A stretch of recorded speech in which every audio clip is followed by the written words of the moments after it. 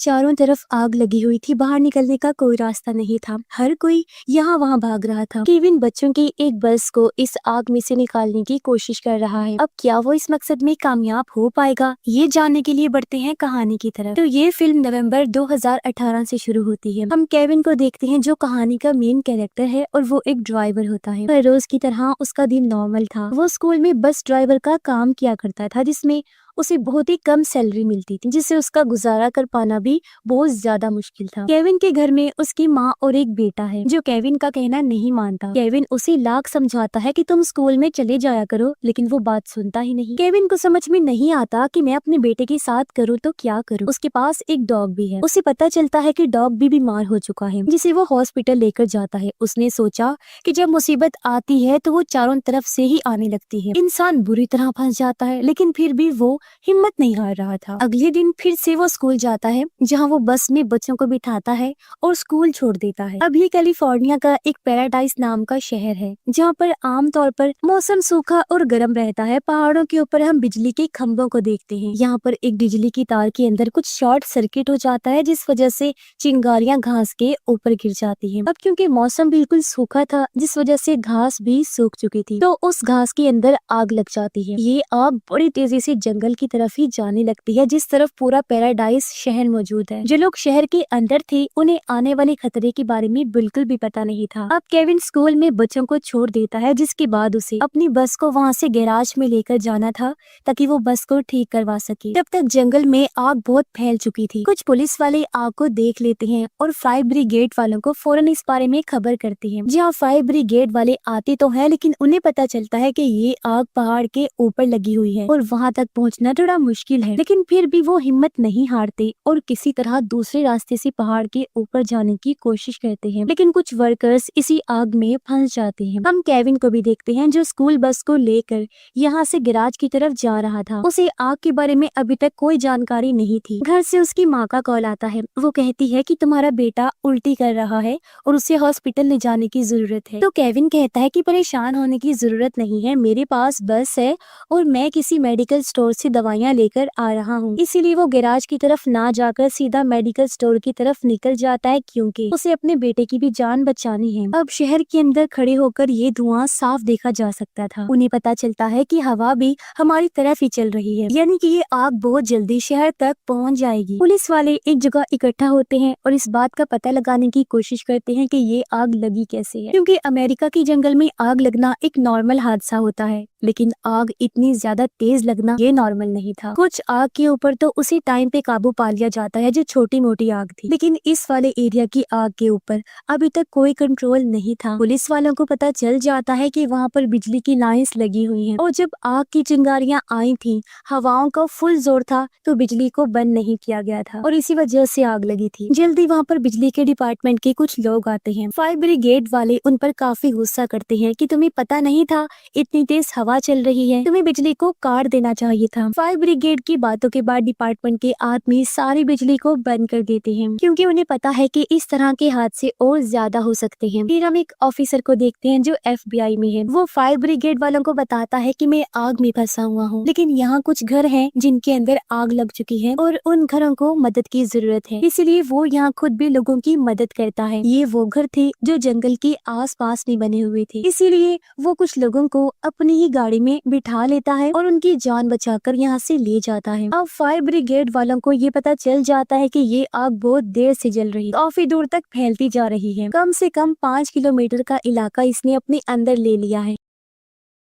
Kevin के पास भी उसकी बॉस का कॉल आता है। वो कहती है कि अगर गैराज में बस ठीक हो चुकी है तो तुम बस को जल्दी से लेकर आ जाओ, क्योंकि आज बच्चों को जल्दी छुट्टी करवाएंगे। लेकिन केविन तो गैराज के अंदर अपनी बस लेकर गया ही नहीं था, वो तो दवाइयाँ लेकर अपने घर की तरफ जा रहा था। फायर ब्रिगेड की गाड़ियां भी इतनी ऊपर तक नहीं जा सकती थी, जिस वजह से यहाँ पे छोटे छोटे हेलीकॉप्टर्स और जहाजों की मदद ली जाती है। वो जहाज पानी भरकर जंगल के ऊपर फेंकने का काम करते हैं, ताकि आग के ऊपर काबू पाया बुझाया जा सके, लेकिन इतनी तेज आग के ऊपर काबू पाना बहुत मुश्किल लग रहा था। आग बस बढ़ती ही जा रही थी और इसीलिए आग बुझाने वाले और भी हेलीकॉप्टर्स की मांग करते हैं, क्योंकि जमीनी रास्ते से आग को बुझाना मुमकिन ही नहीं था। अब FBI का ऑफिसर कुछ लोगों की जान बचाकर जंगल के अंदर से निकल रहा था, लेकिन आग उसकी चारों तरफ आ जाती है। उसे पता चल जाता है कि मैं यहाँ से बचकर नहीं निकल सकता, इसीलिए वो सभी लोगों को तालाब के अंदर भेजता है ताकि वहां जाकर सभी लोग अपनी जान बचा सके। केविन को भी ये पता चल जाता है कि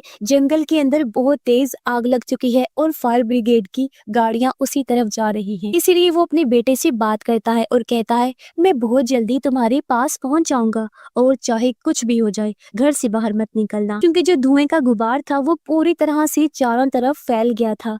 सारे बच्चे स्कूल के अंदर हैं, वो भी खिड़कियों से बाहर धुएं के गुबार को देख पा रहे थे। उन्हें भी पता चल जाता है कि कहीं पे आग लगी हुई है। यहाँ पर एक टीचर भी थी जिसका नाम मैरी होता है। वो इन सभी बच्चों को एक जगह इकट्ठा करती है और उन सबको बैठने के लिए बोलती है। काफी सारे पेरेंट्स तो अपने बच्चों को लेने के लिए स्कूल में ही आ गए थे, क्योंकि उन्हें भी डर लग रहा था कि कहीं उनके बच्चे खो ना जाएं। लेकिन अभी भी कई पेरेंट्स ऐसे थे जो अपने बच्चों तक नहीं पहुंच पाए थे और ये टोटल 22 बच्चे होते हैं। केविन के पास उसकी वाइफ का कॉल आता है। पता चला कि वो अपनी वाइफ के साथ नहीं रहता।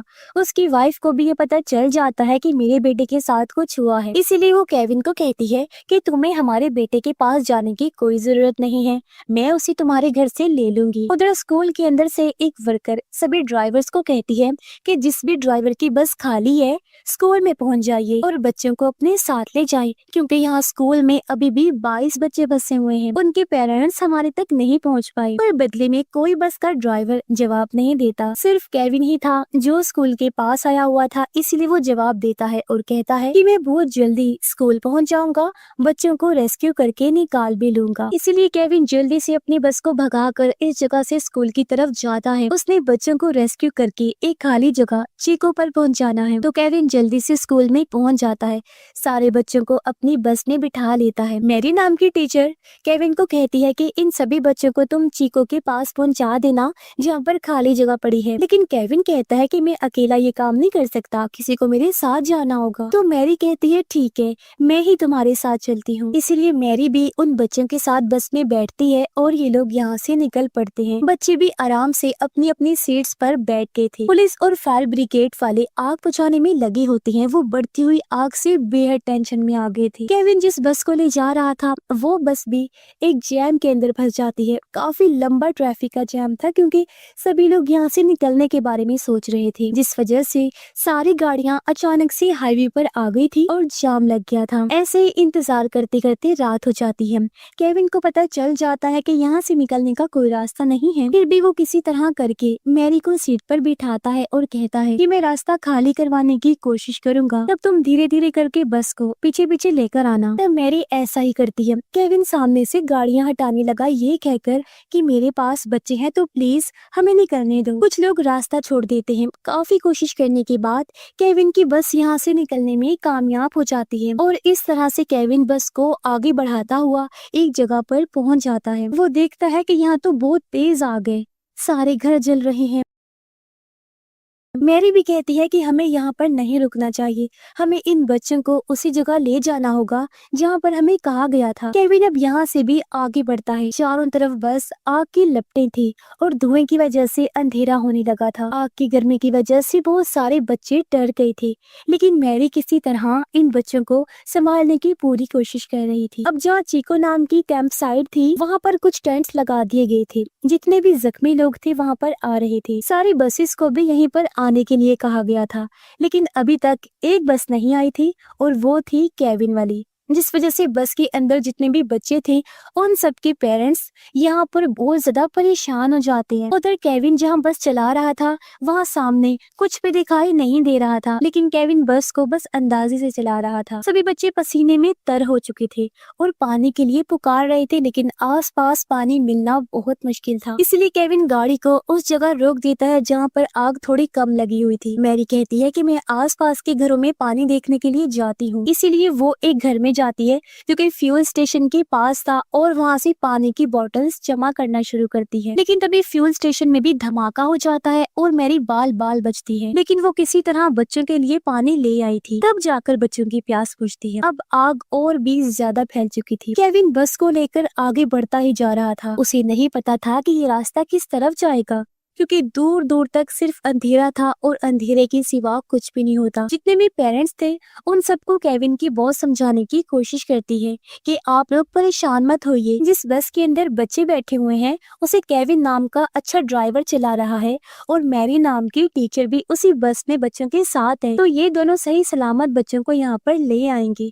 बस आप लोग मुझ पर यकीन रखिए, पुलिस और बाकी लोगों को अपना काम करने दीजिए। केविन जब आगे बढ़ रहा था तो उसे कुछ लोग दिखाई देते हैं जो भाग रहे थे। वो लोग केविन को बोलते हैं कि आगे बस को मत ले जाना, क्योंकि आगे जाने का कोई रास्ता नहीं है, तुम भी पैदल ही भागने लगो। लेकिन केविन के पास 22 बच्चे हैं, वो उन बच्चों को छोड़कर पैदल नहीं भाग सकता। इसीलिए वो मैरी को बोलता है कि तुम बस में बैठी रहो, मैं रास्ता देखने की कोशिश करता हूँ। तो वो रास्ता देखने के लिए दूसरी तरफ जाता है तो पता चलता है कि यहाँ से बाहर निकलने का कोई रास्ता नहीं है। चारों तरफ बस आग ही आग है, यानी कि आगे भी आगे और पीछे भी है। इसीलिए वो फैसला करता है कि बस को कुछ देर यही रोक कर रखना होगा, जब तक आग थोड़ी बहुत शांत नहीं हो जाती या हवा की रफ्तार धीमी नहीं हो जाती। सारे बच्चे रो रहे थे, मैरी उन्हें शांत करवाने की कोशिश कर रही थी। वो मैरी को कहता है कि मेरे पास एक आइडिया है, मेरी जो टी शर्ट है उसे फाड़ कर बच्चों के मुंह पर लगा दो ताकि बच्चों के अंदर जहरीली गैस ना जाए। तो वो ऐसा ही करती है। केविन अपने टी शर्ट के छोटे छोटे टुकड़े करता है, उन्हें पानी में भिगो कर बच्चों को नाक पर रखने के लिए देता है ताकि वो बच सके। पुलिस वालों की हिम्मत भी अब जवाब देने लगती है। उन्हें पता चल जाता है कि इतनी बड़ी आग पर काबू पाया नहीं जा सकता, क्योंकि ये आग सिर्फ छोटे से एरिया में नहीं बल्कि बहुत बड़े इलाके में फैल चुकी थी। ना तो इसे हेलीकॉप्टर या जेट की मदद से बुझाया जा सकता है और ना ही फायर ब्रिगेड की गाड़ियों से। इसलिए वो फैसला करते हैं कि हमें सिर्फ एक ही चीज पर फोकस करना होगा, वो है लोगों की जान बचाना। फायर ब्रिगेड के जो बड़े ऑफिसर्स होते हैं वो मीडिया के सामने भी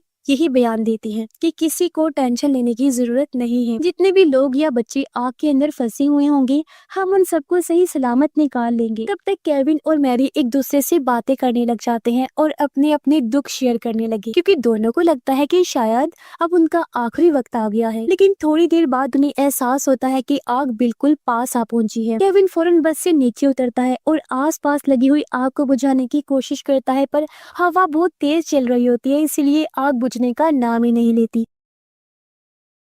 ये देखकर केविन को समझ आ जाता है कि अब यहाँ कोई भी उनकी मदद करने नहीं आएगा। इसीलिए वो फिर से बस में चढ़ जाता है और फैसला करता है कि चाहे कुछ भी हो जाए बस को आगे लेकर जाना ही होगा। बस शुरू में चलती ही नहीं, लेकिन केविन बार बार कोशिश करता है। लंबी कोशिश के बाद आखिर बस स्टार्ट हो जाती है और वो बस को आग के बीच से निकाल कर आगे ले जाने लगता है। ये बहुत ही बड़ा रिस्की काम था, क्योंकि अगर कोई जलता हुआ पेड़ बस के ऊपर गिर जाए या बस को आग लग जाए तो यहाँ इन बच्चों को बचा पाना नामुमकिन काम था। अब उन्होंने खिड़कियां और दरवाजे बंद करके रखे थे, इसी वजह से धुआं अभी तक अंदर नहीं आया था और कुछ ना नजर आने के बावजूद भी केविन बस अंदाजे से चलाता रहता है और आगे बढ़ता रहता है। और फिर काफी कोशिश करने के बाद वो एक ऐसी जगह तक पहुंच जाता है जहाँ तक आग पहुंची नहीं थी और इस तरह से वो उस जगह से बाहर निकल पाता है। फिर यहाँ से भी वो अपनी बस को उस जगह ले जाता है जहाँ पर उसे बस लाने के लिए कहा गया था। उस जगह पर पेरेंट्स उदास खड़े हुए थे, लेकिन जैसे ही वो बस को देखते हैं उन्हें पता चल जाता है कि हमारे बच्चे सही सलामत आ चुके हैं। इस वजह से सभी पेरेंट्स खुश हो जाते हैं और अपने अपने बच्चों को संभाल लेते हैं। साथ ही साथ पेरेंट्स मैरी और केविन का शुक्रिया अदा भी करते हैं, क्योंकि उन्होंने अपनी जान की परवाह ना करते हुए सभी बच्चों की जान बचाई और उनको सही सलामत ले आई। अब केविन को अपनी फैमिली को भी ढूंढना था। वो यहाँ के कैंप के अंदर अपनी फैमिली को ढूंढने के लिए जाता है, जहाँ उसे अपनी माँ नजर आती है। वो अपनी माँ को देखकर बहुत खुश होता है और पूछता है कि मेरा बेटा कहाँ पर है। उसकी माँ कहती है कि तुम्हारे बेटे को तुम्हारी वाइफ अपने साथ ले गई है। और अब इस आग वाले हादसे के कुछ दिन के बाद का टाइम दिखाया गया, जहाँ फाइनली किसी तरह आग को बुझा दिया गया। लेकिन आग बुझ जाने के बावजूद भी आग ने अपने निशान पीछे छोड़ दिए होते हैं। केविन अपने जले हुए घर के पास जाता है और यहाँ पर अपनी फैमिली की फोटो देखने लग जाता है। उसे इस बात का दुख भी हो रहा था कि मेरे साथ साथ सब लोगों के घर जल के राख हो गए हैं। तभी यहाँ पर एक गाड़ी आती है जिसकी तरफ केविन देखने लगता है। गाड़ी के अंदर से उसकी वाइफ और बेटा बाहर निकलते हैं। उनका बेटा केविन से मिला और दोनों बाप बेटा सही सलामत है, इस वजह से बहुत खुश होते हैं। केविन की वाइफ को भी अपनी गलती का एहसास था और ये लोग फिर से एक साथ रहने का फैसला करते हैं, क्योंकि इतने बड़े हादसे से वो लोग गुजरे थे, उन्हें काफी मुश्किल का सामना करना पड़ा था, जिस वजह से उनको फैमिली की अहमियत और एक साथ रहना कितना अच्छा होता है ये समझ आ गई थी। और इसी के साथ ही इस फिल्म की कहानी भी यहीं पर खत्म हो जाती है।